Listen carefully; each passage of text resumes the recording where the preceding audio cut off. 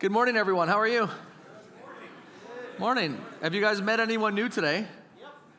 Because if you haven't, you should. So if you're new, you should put your hand up and people can come greet you. That'd be perfect. So this is how to make people feel uncomfortable. That's how we do it.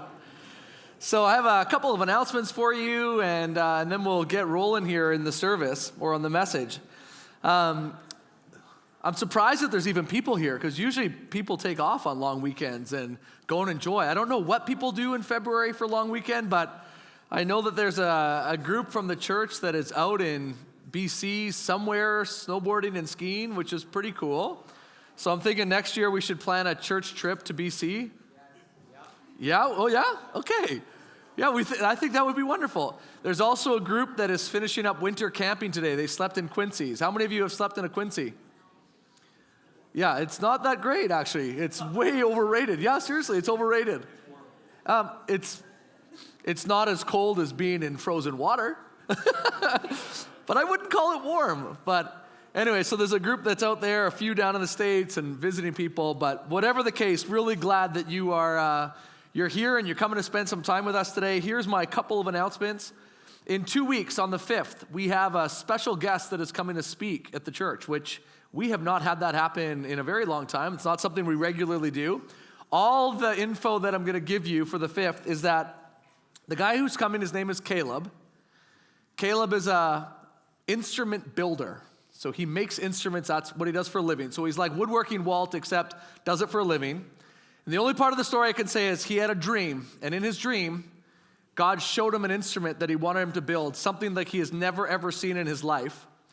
And he built this instrument over much trial, and God gave him the name of a people group in the world that somehow was linked to this particular instrument. But when he searched online, he could not find any people group ever written about with this particular name. Anyway, God does some really phenomenal things in his story. So he's going to come share on the 5th. And he is now full-time ministry with instrument building, but ministry is what he does, and it's really great. So you can come if all of a sudden you decide you'd like to help support them. I'm telling you ahead of time, only because we don't know how to online give money to them. So if you like it and you want to donate to them, you can and just bless their ministry. But bring cash, because I don't know if there's another way. Okay, no one brings cash, but if you do, that's great. Next week, there's opportunities, because on the 25th, we're going to the community center, those who are able. The community center just down the way here, and there are some volunteer opportunities there if you would like. If you never get our emails that we send out on Thursday, that's on you, not on me. So I keep telling you this, even just take an envelope right now and put your name and email address on there and put it in the little box in the back, and we'll get you on there. But there, every Thursday, we send out all the announcements that we think you need to know. And with that particular email, there's a link on there that if you want to volunteer, there's, half a dozen to a dozen volunteer opportunities, like serving chili or helping to clean up or set up. So if you are someone that maybe doesn't find it easy to go and talk to everybody, but you'd still like a task so that you don't feel awkward kind of standing there like, ooh, what do I do at a community chili party? Then get some gloves on and serve chili, and then you get to meet everybody. You see? Okay. So those are my announcements. That's next week, Saturday, 1 o'clock at the community center. 1 o'clock? 1 to 4? 1 to 4. No, it's 3 hours, 1 to 4. Wow. It's on the website and in the email. Okay. So that's what I have, and I have one video announcement that Royanne put together for us regarding camp. So we'll throw that up, and then I'll get into today's message. Basically, from day 1 or 2 of camp, I was like, oh yeah, this will be part of my summer now going forward. Someone lost keys. Ooh. Who's ever they are, I will drive your vehicle home. And I'm really grateful for it. So it's a Toyota. And if you lost your keys, you can check with a yellow button. Thank you, God. I did not know this is how you provided, but I'm really grateful for the car. So thank you, everyone, for the car. Okay, why did I stop it for that? He gives and takes away from someone. Before we go any further, let's hit it up. Here we go. Basically, from day 1 or 2 of camp, I was like, oh yeah, this will be part of my summer now going forward.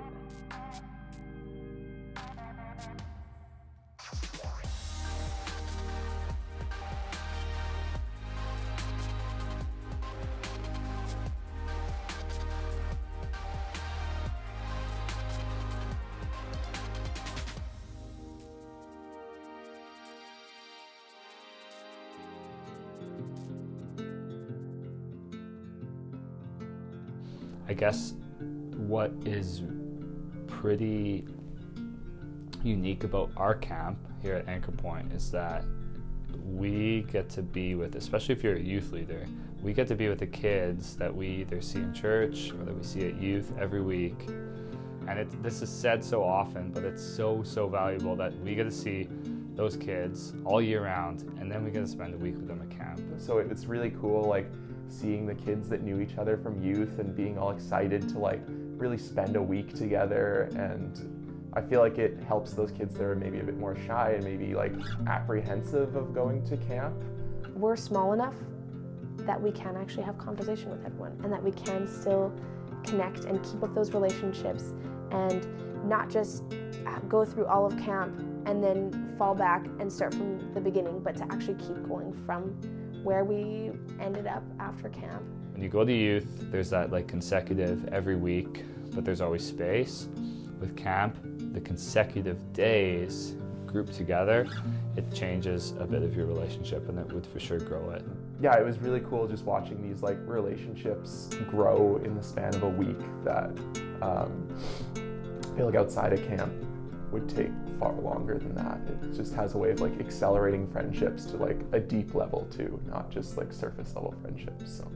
But even so, just to be able to continue to watch these kids grow and walk through the really amazing, awesome parts of life, as well as the stuff that just sucks, I find great joy in it, and so I hope that I'll continue to be able to walk with them.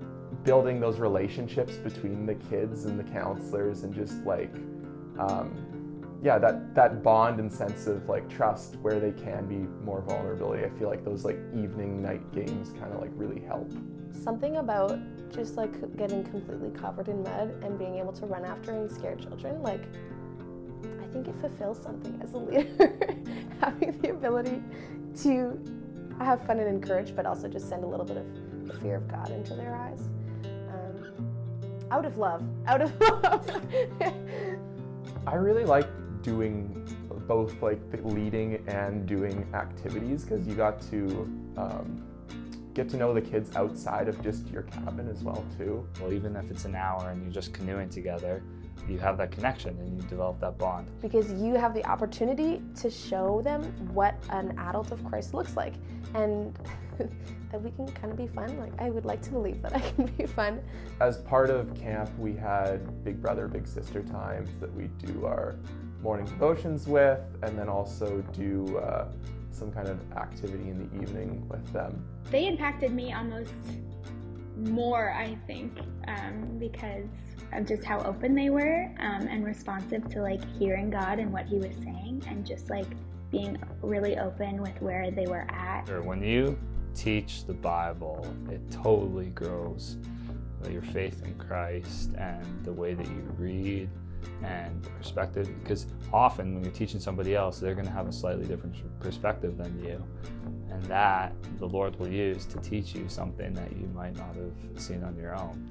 Not worrying about, getting through a specific set of content, but really just kind of like getting to know kids and kind of get them to like spur on questions and kind of like maybe dig deeper on that. And that point of their life, that those like grade 5, 6, 7, like those are key points where they're developing and changing. And there's like that switch that flips in that time. And that's a key point where we need to preach the name of Jesus into their life. Something about it takes a village is very true, and I believe that was embodied at camp. We kind of were a village. Love being out there, giving my time, and hanging out with the youth leaders as well, who are my friends. I will always believe that everyone should give camp a try, because I think that there's a place at camp for everybody.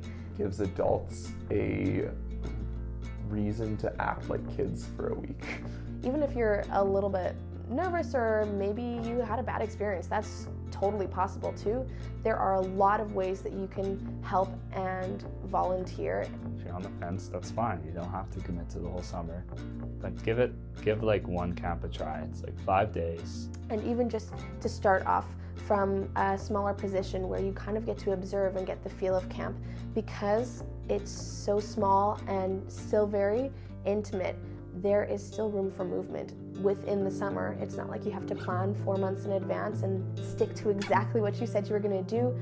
I think you have a really unique opportunity to impact kind of the younger generation, and just they really look up to you, and they look to you as a leader, which is really fun because you can kind of impact them in that way.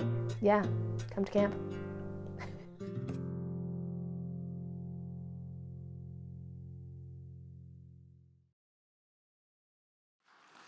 In case you didn't know, the one who was talking about the fear of the Lord and putting them into their lives, the kids' lives, by dressing up as scary kids, that's my daughter.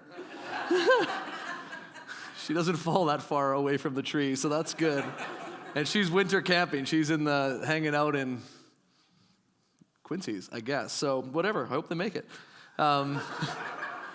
Worst case, I have 3 more. Okay, that was hilarious. Okay. I just got to make sure that we kept the fear of the Lord. Oh, okay, what's good? Anyway, so really glad that you are here together. And we've started a new series, Why We Believe What We Believe. So today is a little bit different than most sermons that we do, because most sermons are really fixed upon this book and understanding what this is and how we relate and respond to God. But today, I'm looking at the proof of Jesus and the proof of him having lived on this earth and his death and his resurrection. And I'm going to use mostly stuff that is not from here because this we know and we can trust. But if you're a skeptic, or if you meet with someone who doesn't believe Jesus to be true, it's really hard to use the Bible as your reference point to say, well, the Bible says this, therefore it's true. So we're going to look at other things as well to help to try to verify the reliability or the truth that Jesus walked on the earth and that he died and he rose again. So excited to share with you today. Okay, I asked this question to myself. How can you verify something historical to be true? Okay, so what are things that would tell you that you could look to say, okay, like Augustine or like Mother Teresa, that they actually were alive and true? Like you hear the names, but what tells you that something in history was true? What would you look for to prove something in history to be true? Multiple accounts. Either diaries or transactions or anything of that sort. Diaries, transactions, something written or transcribed, and multiple of those. Okay, awesome. What else? Archaeology. That was in unison. We are starting a choir. Because you guys nailed it. Archaeology, for sure. For a person, so to verify that a person lived, what type of archaeological finds could demonstrate a person to have lived? Jewelry, spearheads, arrowheads. Yeah, jewelry, a spearhead, something engraved on an artifact of sorts, for sure. Bones? Yeah, you could. We wouldn't have been able to verify, but how do we verify bones today? Carbon can do it. DNA, it's all new, but DNA is something that you could test. How else do you verify something to be true in the history? Paintings on walls or hieroglyphics. What else? Carbon dating, it's a possibility. We don't always know if it's always true, but somewhere in the last 3 trillion years. Testimonies of first-person account or maybe stories that have been told throughout the years. These are all ways in which we can tell. I was trying to think so my father passed away about 2 years ago. And I was trying to think, okay, how could I convince or argue or present that my dad lived? So how many of you met my dad? Okay, so how many of you have never met my dad? Okay, that's lots of you. So how do I convince you that my dad lived? I can tell you stories of my dad. You'd have to probably knock off about 30% because the longer my dad's been passed away, the greater the stories are. It's like the fish that gets bigger. So for sure you'd want to knock a bit. But so by stories and this type of thing. But I was like, okay, so modern technology, we would have photographs, right? I could say look, this is my dad. And I can show you from when I was a child, when I was in the hospital. Actually, I don't think there's a photo of then. But throughout my life, I have stories and pictures that I could demonstrate. But I was trying to think this through. It's okay, so maybe a birth certificate I could show you and has my parents' names on it. But again, it's something that is written down. And I just didn't know if I could actually convince people even that my dad, who only passed away 2 years ago, was alive, and verifiably prove it to you, like so that you would have no doubt about it. The difference is my dad just passed away, so I have lots and lots of stories, but I think the only way that you could trust is, one, if we both had DNA samples done, or two, if you would have maybe enough people that would testify where the stories would seem to connect. And you go, okay, that makes sense. I heard that before. And enough people that would testify. It doesn't make it where there's no doubt. It's just every time there's more that know, there's more stories, there's more verification. You put the pieces together so that it's pretty undeniable that someone has existed. So today, as I look at the life of Jesus and his life on this earth, we're going to look and we're going to say, okay, like, is there viable or enough information that would demonstrate that Jesus lived on the earth, and not just lived on the earth, that he was who the Bible claims that he was, and did he die and was he resurrected? Is there enough proof for us to agree and believe that? Now, I don't think most of you need to know this information, these facts. I don't think you need to know it for yourselves. Some of you do, but typically you don't need it for yourself. But when we fall in love with God and we begin to be in relationship with people who don't know God and sharing our faith, these are questions that come up from people. Like, well, what's the difference between your faith and everyone else's faith? Like, why is your religion right and their religion not right? And how can you prove this? And what about this? And Jesus was just a mystical person. What do you say to that? How do you demonstrate that perhaps he was real, he did live on the earth, and it wasn't just a made-up religion by some people? After the first service, someone came up to me and just said, like, if it was a fable of sorts, like, and someone made it up, don't you think they would have chosen a more honorable death than crucifixion for Jesus? And I was thinking about that in between service. I'm like, yeah, that's really interesting. If you're creating this hero type of someone who's going to save the world, probably your story type would not be like brutally murdered by your enemy, right? Like, it would probably be better than that, I would think. Anyway, I just thought that was an interesting point that was made. I think what makes a testimony or a story valid or valuable is the person who speaks the story. So if someone is trustworthy, someone that you know, someone whose character is right, someone that is like that, I would assume you're here not believing that I'm lying to you about things. And so if I'm telling you stories about my dad, I would assume that you would trust me, and none of you would have second-guessed if my dad was Al Friesen, if he lived, if he started this church. None of you would have second-guessed it because we have relationship or we have some knowledge of each other, and there's no reason to not believe it. But have you ever been with someone that you know lies a lot? You ever had that friend, like the lying friend? Any of you ever had that? Don't admit it if you're sitting beside them. Abe, I saw that hand. Dorothy, that was not a shot at you at all. I had a youth kid back in the day, like a couple decades ago. I love this kid a lot, but he was a liar. I don't think there was a lot of interesting, truthful things that would come out of his mouth. And when he was in a state of vulnerability, he would also testify that he lied to get what he wanted. And he just kind of knew that he had to lie to get what he wanted. And it drove me crazy. But we got to know how bad the lie was by how many times he said the word seriously. So we were I used to go do security on gate night and on Halloween with my youth and young adults, and we would be in teams, and we'd go through the community looking for kids doing bad stuff, and then we would bust them because we thought that was great. We would help if kids were throwing eggs at walls of people's houses. We thought this is going to be the answer. And this kid comes up, Donovan, seriously, I'd like to lead a team. Seriously, I know you can't always trust me, but seriously, I am trustworthy. When I am seriously in charge, I take things seriously. And I was like, seriously? But this is how he would speak, and he would just say seriously to convince you. And I was like, man, I won't say his name. I almost did. I'm like, actually, I don't trust you. You lie all the time, and I don't think your life actually demonstrates that you would tell the truth, like in this one. So anytime he told me anything, I'm like, I'd listen, but I wouldn't believe him unless it was verified elsewhere by other people that would be trustworthy. So this is the approach that I'm going to look at when we look at the life of Jesus. So again, I'm not quoting scripture today, but when we look at the life of Jesus, is there proofs, is there testimony, is there stories are there things that we have found that we can verify that Jesus walked on the earth, that he died, and that he rose again?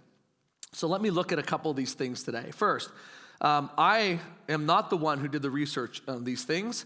The first little bit that I'm going to do, every website I went to trying to look for this stuff, they all basically verbatim wrote the same things down. And so I'm just going to take snippets of all of these things for this particular part.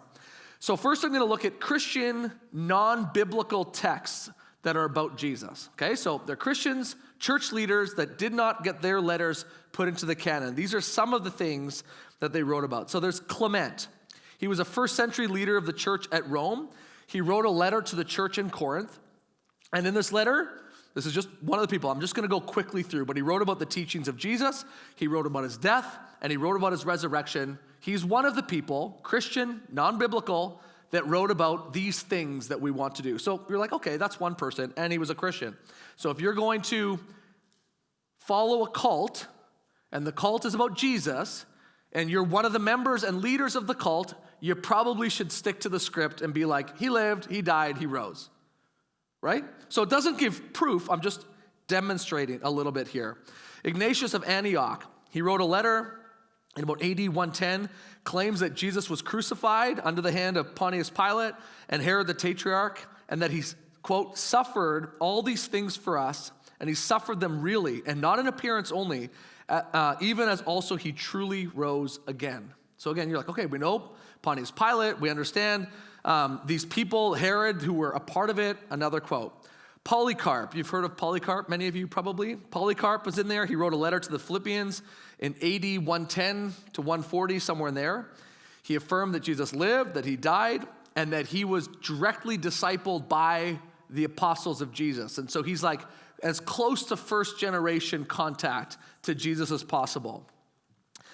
Justin Martyr, in his first apology, written about AD 155, argues that Jesus was a teacher, that he was crucified, that he died and rose again. There's Papias, there's Quadratus. I'm not going to get all these names right. Even in earlier manuscripts written like 20 years after Jesus had already died, something called the Didache, I think, and sort of an early manual on discipleship for the early church. And they spoke of these things, even from like, what do you do for communion and remembering his death and his resurrection and baptism, and all of these things were part of every day of the Christian church. So again, it doesn't argue or indicate that for sure it's true, because these were Christians propagating the teachings this way. So there has to be more, but I'm just giving you that bracket. So then we go on to non-biblical or secular writers. And these ones are writing, and there are so many that are written. I'm just going to take a splattering of a few of the ones that are there. And again, if you do one search online, if you want to dig further, there's lots that's in there. So there's a guy named Phlegon, and next week I'm not the one who's preaching, so Jerome is going to preach, and he will correct all of the names that I got wrong. You have your own errors, yeah. You won't get this wrong, though. Phlegon. Phlegon. Flacon souple. That's my French way for Phlegon. So none of his works are actually in existence today. They don't know of any of them, except there's many people who quoted him. And so the writings must have been there, but they weren't preserved along the way. So this is what Origen writes about this Phlegon, Flacon souple. This is what he says to him regarding Jesus. Quote, now Phlegon, in the 13th or 14th book, I think, of his Chronicles, so it's like an orderly account of history, not only ascribed to Jesus a knowledge of future events, but also testified that the results corresponded to his predictions. Okay, so he's a prophet and he's true. And with regard to the eclipse in the time of Tiberius Caesar, in whose reign Jesus appears to have been crucified, and the great earthquakes which then took place, Phlegon too, I think, was written in the 13th or 14th book of his Chronicles. We have in the preceding pages made our defense according to our ability, adducing the testimony of Phlegon, who relates that these events took place at the time when our Savior suffered. And he goes on to say that, quote, Jesus, while alive, was of no assistance to himself, but that he rose after death and exhibited the marks of his punishment and showed how his hands had been pierced by nails. All things that we know are written in here, but here's a guy who Origen is writing about, who the things that he quoted, and he's a secular person of that time. And he wrote these chronicles or these accounts of history. So it's interesting. You have guys like Celsus in AD 175. He's a Greek philosopher, and he was writing to attack Christianity. And so there's dialogue back and forth, but in his paper, he briefly describes that Jesus was born of a poor, and he's trying to fight against it, a poor woman, father was a carpenter, and that he had some miraculous powers. Does it sound familiar? This is someone like anti-God, and this is what he's writing. Then we have Pliny the Younger. Isn't that a great name? Might be Pliny, might be Pliny, but it looks like Puny seems reasonable.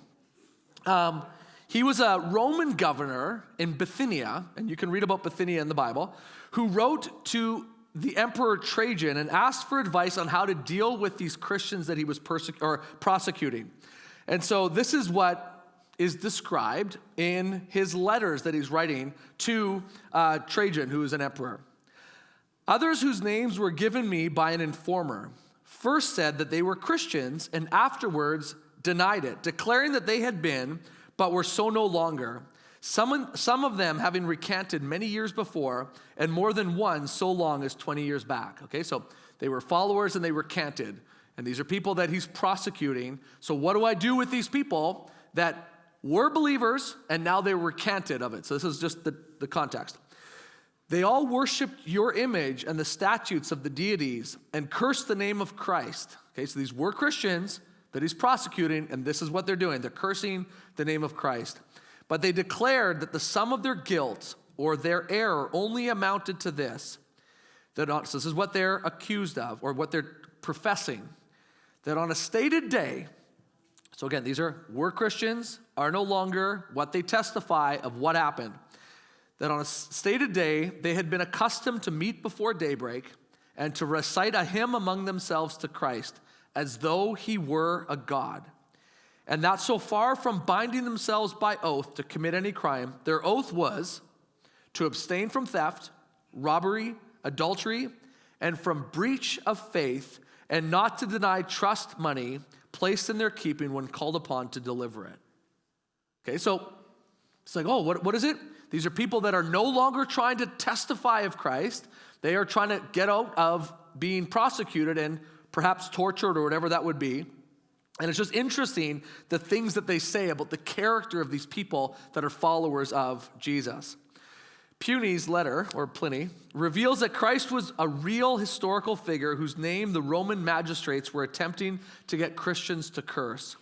It also demonstrates that Christians at that time believed in the divinity of Jesus and were meeting weekly to worship him. It's interesting to note that Trajan responds to Pliny's letter stating that Christians were, quote, not to be hunted out, but that those who claimed to be followers of Jesus were to be punished, while those who recanted their faith were to be pardoned. Okay, so it's like there's clearly an attack on Christianity, on Jesus. You hear the kids.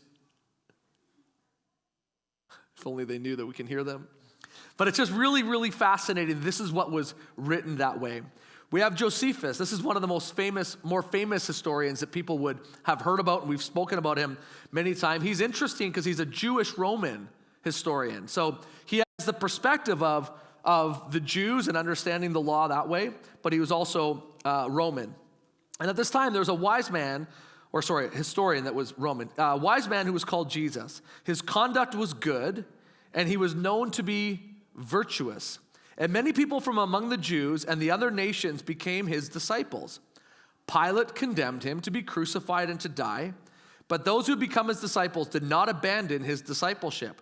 They reported that he had appeared to them 3 days after his crucifixion, that he was alive, and accordingly, he was perhaps the Messiah concerning whom the prophets had recounted wonders.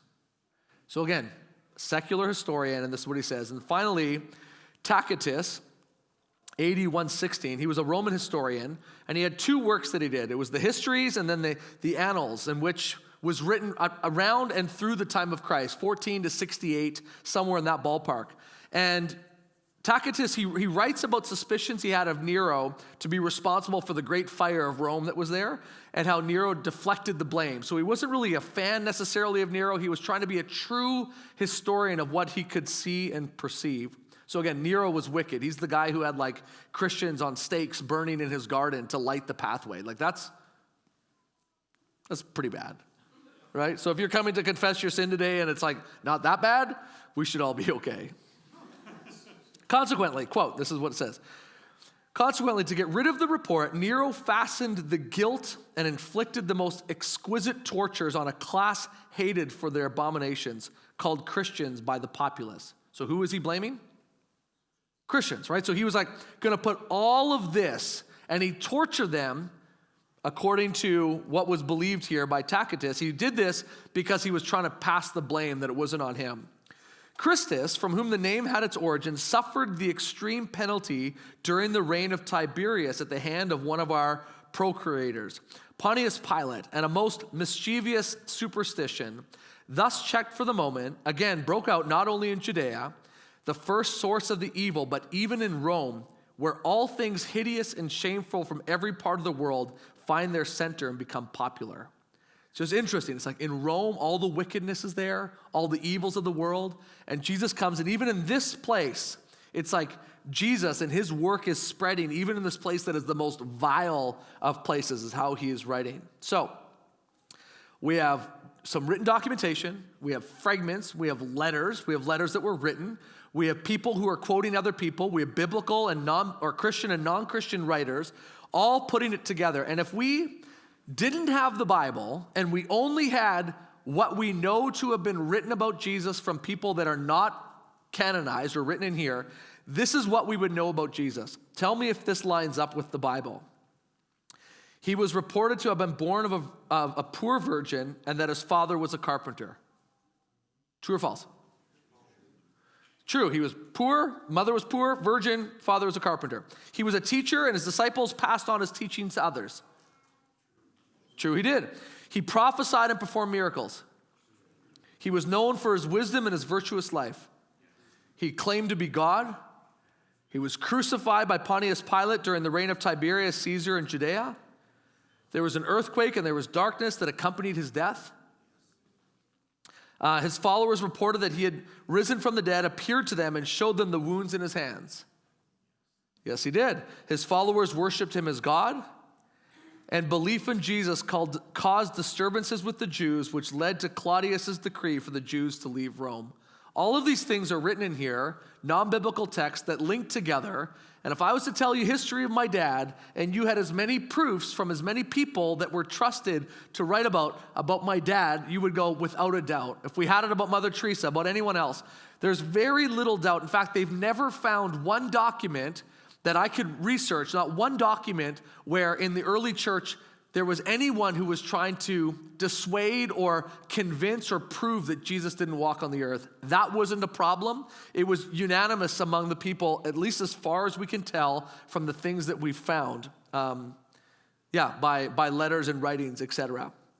But these ancient texts, there still can be debate that goes on, but the debate is happening later as a society becomes secular, or as a nation that would be a Muslim-speaking nation. They're trying to prove and demonstrate that Jesus was just a prophet, but that he wasn't the Son of God. So the question then comes, like, was he the Son of God? Did he die? Was he resurrected? And I'm going to take everything from a guy named George Sinclair, and he wrote 10 claims that prove the resurrection of Jesus, that it actually happened. And we're using the Bible as part of it, but 10 claims of it. And the resurrection is the most important part, because this was to demonstrate or to prove that Jesus was who he says he was. And he prophesied about that as well. So I'm just going to get into it. If you want the article, you can send me an email and I'd love to send it to you. You can also just look it up online. 10 claims, the proof that Jesus was resurrected, and he has all the sites on there as well. So I'm going to quickly go through it for sake of time. Number 1, there are 4 ancient biographies of Jesus. They were all written by eyewitnesses and based on eyewitness testimony. And those 4 authors are? Oh, you guys are wonderful.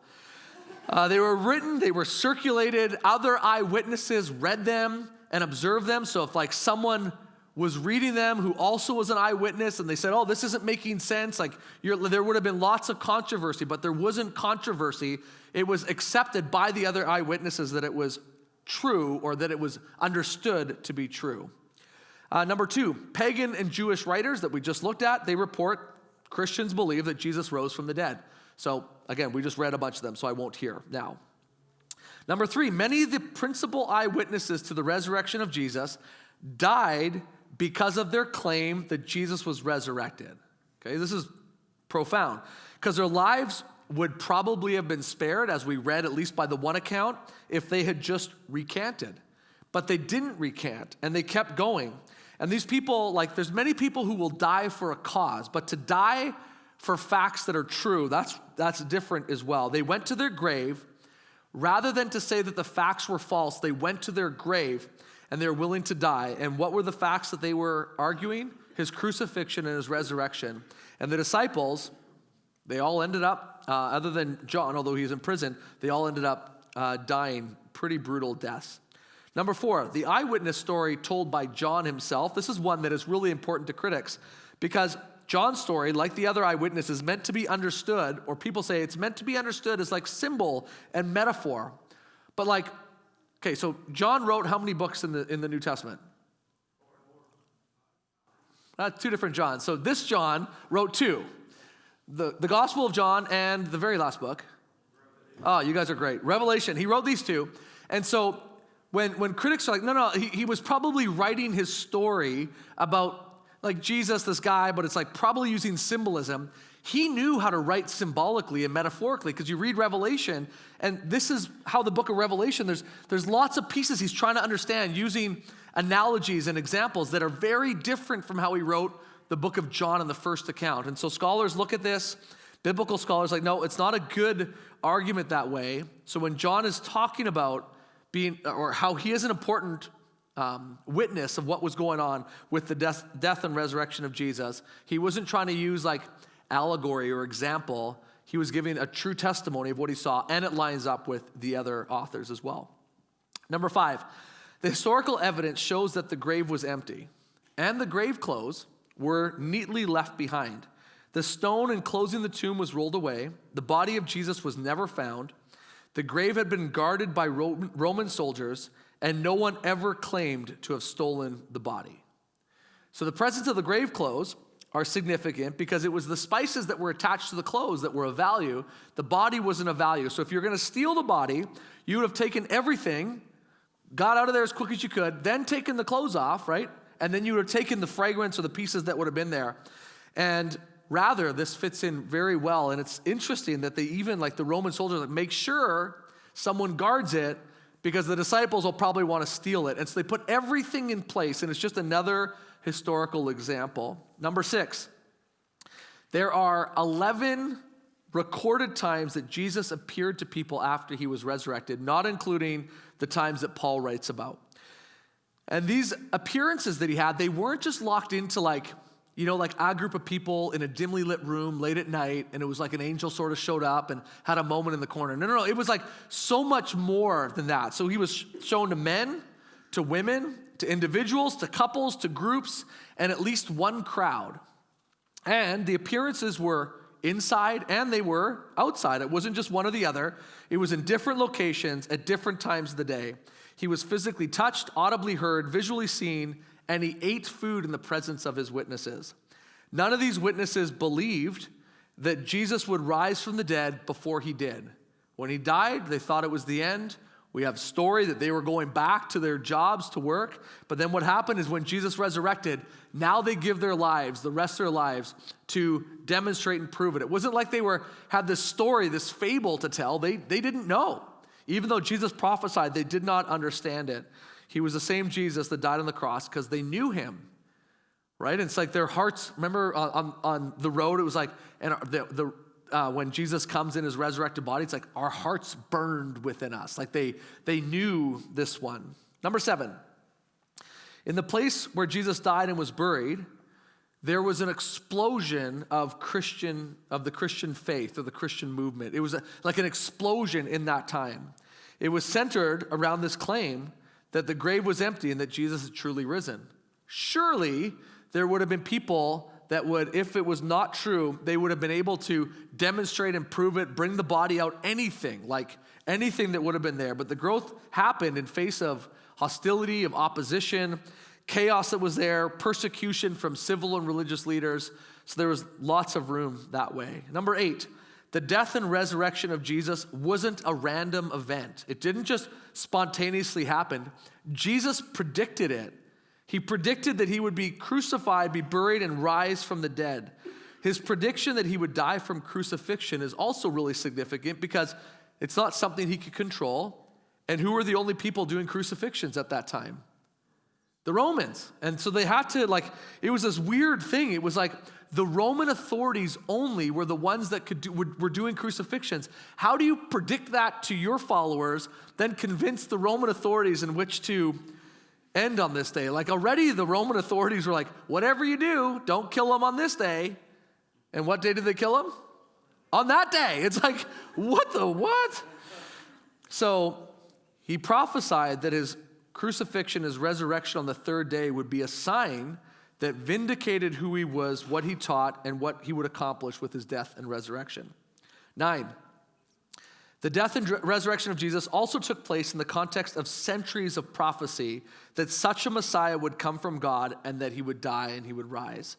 And this for me is one of the ones. It was a deep fulfillment. We looked at it last week, 360 plus prophecies written about Jesus within thousands of years prior to Jesus even being born, and how many of them were fulfilled in his short 30-some years of life, 360 plus.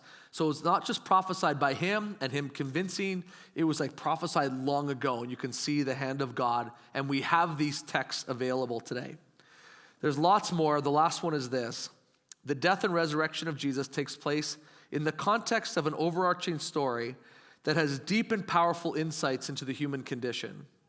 His life, death, and resurrection took place in the context of a body of writings that have proved for millennia to be wise and insightful about the human condition. These writings have been the basis for the development of science, for human rights, and for good government. The life, death, and resurrection of Jesus took place in the context of a worldview that is unsurpassed in its breadth, depth, coherence, consistency, and emotional and rational power. So, this is some of the reasons that you take and you put these all together and you're like, okay, there's plenty of evidence that would demonstrate that Jesus is real, that he is alive, that he died and rose again, that he conquered death. And look, now for thousands of years, we are gathering here today for this same person, Jesus, who's head of the church that we get to live and have relationship with. C.S. Lewis in his book, Mere Christianity, and if you've never read the book, you probably should. He's famous for saying a certain saying, and there's other people that maybe have said it before him, but I'm going to read what he wrote in Mere Christianity. I'm trying here to prevent anyone saying the really foolish thing that people often say about him, Jesus.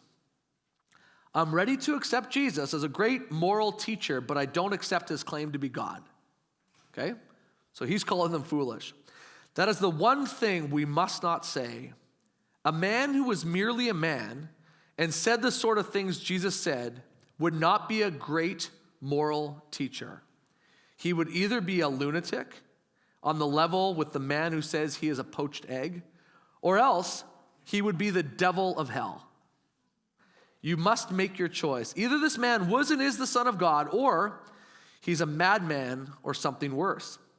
You can shut him up for a fool, you can spit at him and kill him as a demon, or you can fall at his feet and call him Lord and God. But let us not come with any patronizing nonsense about his being a great human teacher.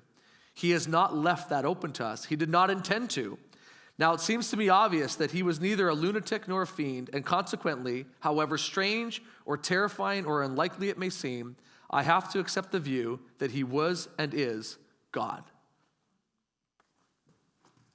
Most of Jesus' followers at the beginning as well, they were Jews and they believed in the one true God. They were monotheistic. They weren't polytheistic. They didn't believe in multiple gods. And so when the Jews were following him, this was part of the tradition. It's like one God believed Jesus was God, and this was part of the one true God that they would have believed.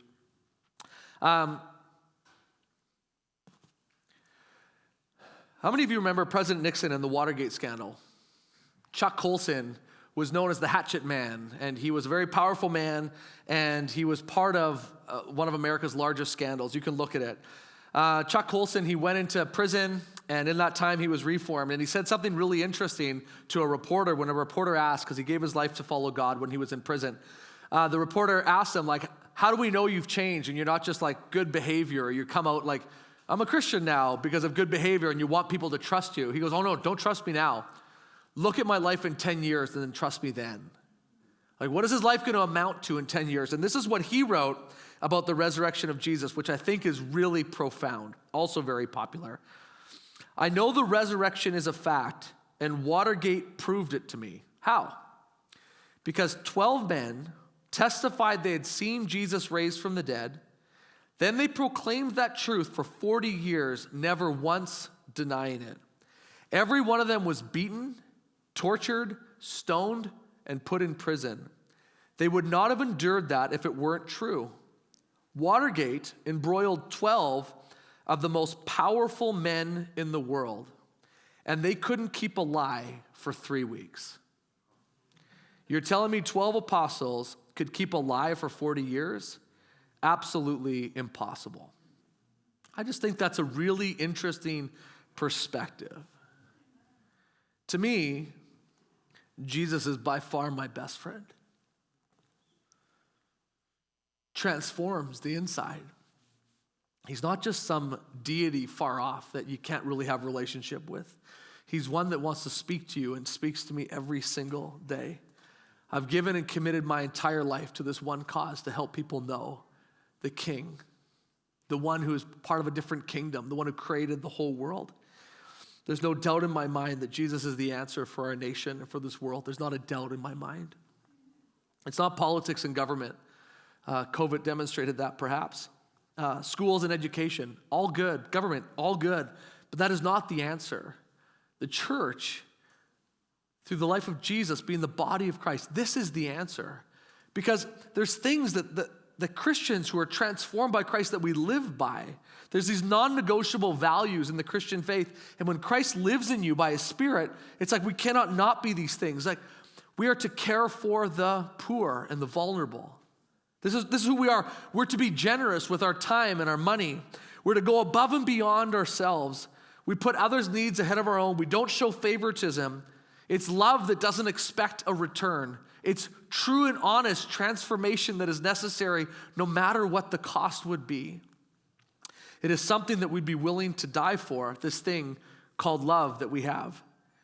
And my greatest desire is that everyone would know him deeply and intimately, that you would have a deep personal walk with him, because he deals with your deepest hurts and he deals with the biggest regrets and the largest of sins. And he's like, come, all of you come. He doesn't need you perfected. He's like, would you just ask me to come and sit with you? That's how amazing he is, because he's not confined by your goodness. It's him who's good. And he wants deeply to have a relationship with you, with us. He wants to be in our presence. Right now, I don't know if you've heard of the revivals that are going on that we're hearing about in Kentucky and elsewhere, like 17, 18 plus places where there's seemingly the move of God, where he's dwelling in these places, and it's like worship and prayer around the clock. God is like moving. If you can go look online, there's some amazing things that are happening. And he wants to dwell. He wants a resting place, a place to come and be together with us, to dwell. This is the King.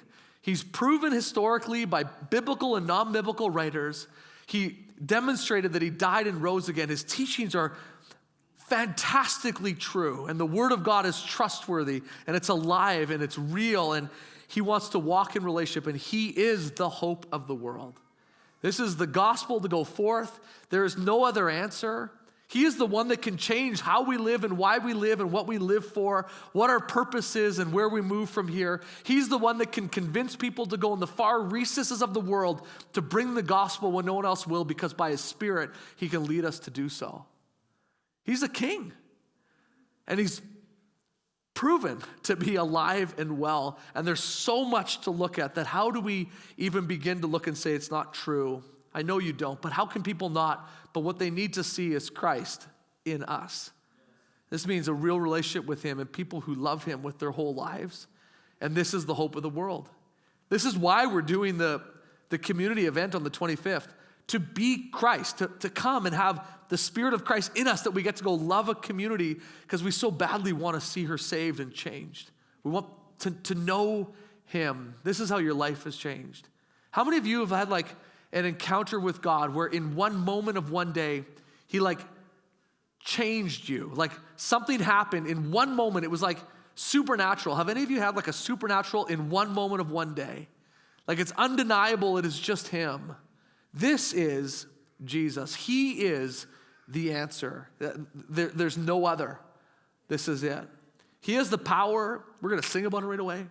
His name has power. He's so powerful. It's like his name, like demons flee just at his name being spoken. I've encountered so many times this way where there's chaos that's going on and demonic oppression happening, and just the presence of God transforms a space in a room and sets captives free. Just his name has power. This is the one that we serve and we worship. And that's without even looking in this book right now, although this is brilliant. Amen. Okay, let me pray for you. Worship team, you can come up. God, you are amazing. Amen? You are so good. Thank you that you didn't even leave that out. It wasn't like you just started sort of a faith thing and just believe, and you tell us, believe and you will be saved. But God, it's so much more. It's like you didn't miss anything. Like the people who walked with you, they were diligent to write and carefully document what was going on. And then they write in there that like, even if the whole ocean was ink and the sky was the parchment, there wouldn't be enough space to write about all the things that you did in your time here. God, you are so good. I'm so grateful that there was those who were against you that wrote about you, that we can see that it was true.